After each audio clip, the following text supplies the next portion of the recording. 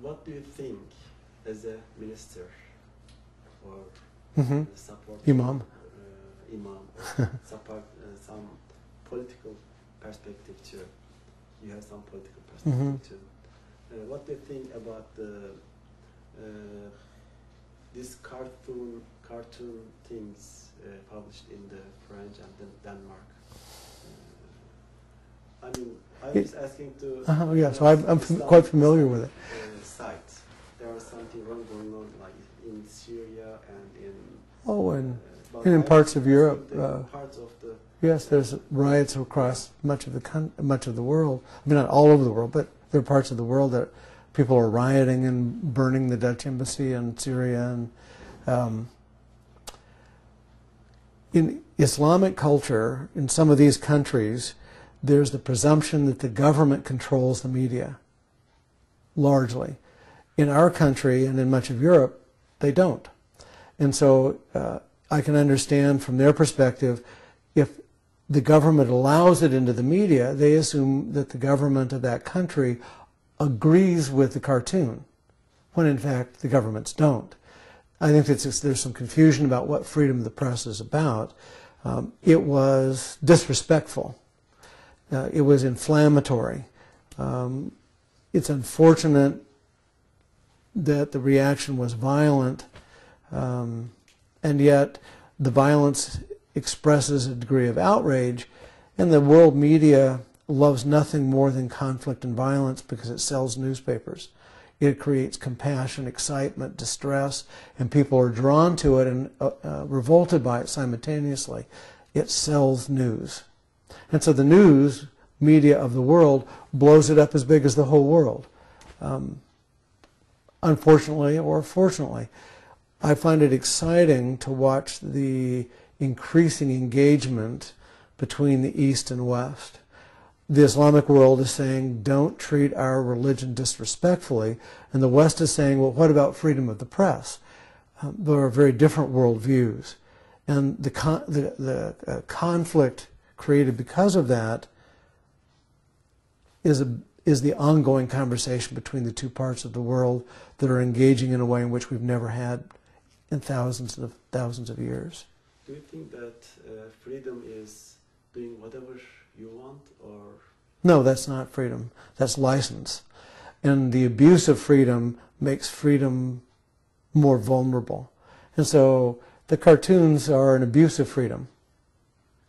It's like a teenager being promiscuous and not living in a covenanted relationship or a married relationship.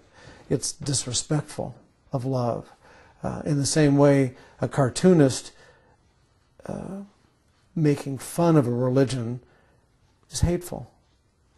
And what do you suggest, or what do you think that, how should reaction of the Muslim be? In which manner should it be? Well, I certainly, protest is always appropriate. It's a way of expressing outrage. Outrage for the disrespect is certainly understandable.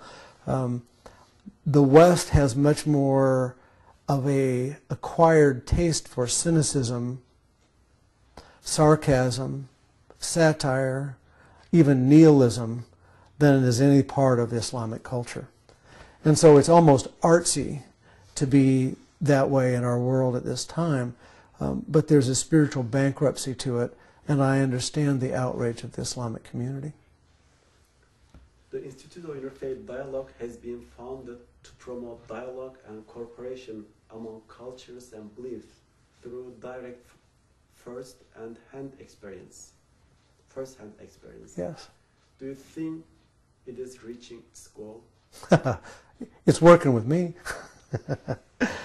The interfaith dialogue work allows me to meet people I would have never met otherwise, and continues to introduce me to people I find to be remarkable.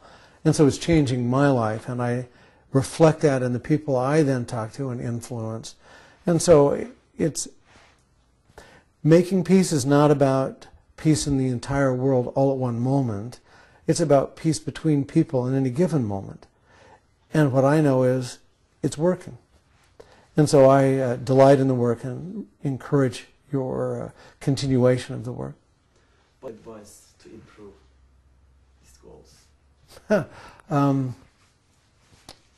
I think that every large city in the United States needs a group of education volunteers and IID young men and women so that people have the impression of Islam and the Islamic East that they are peacemakers, not warriors. That what needs to be tamed is not Islam, but the over-militarization of the United States. And we need to come away from fear and move toward peace as a people. And I think that IID can help in that and is helping in that. And I want IID strong in every city in our country. And I'd love to have a whole lot of the schools, not just in the Middle East or Asia, but in the United States, because we need to be saved as much as they. Is there anything that you share with us beyond these questions? My gratitude for the opportunity to go to Turkey to continue to meet with and work with wonderful people helping create peace in the world. Would you like to meet with Oh yes.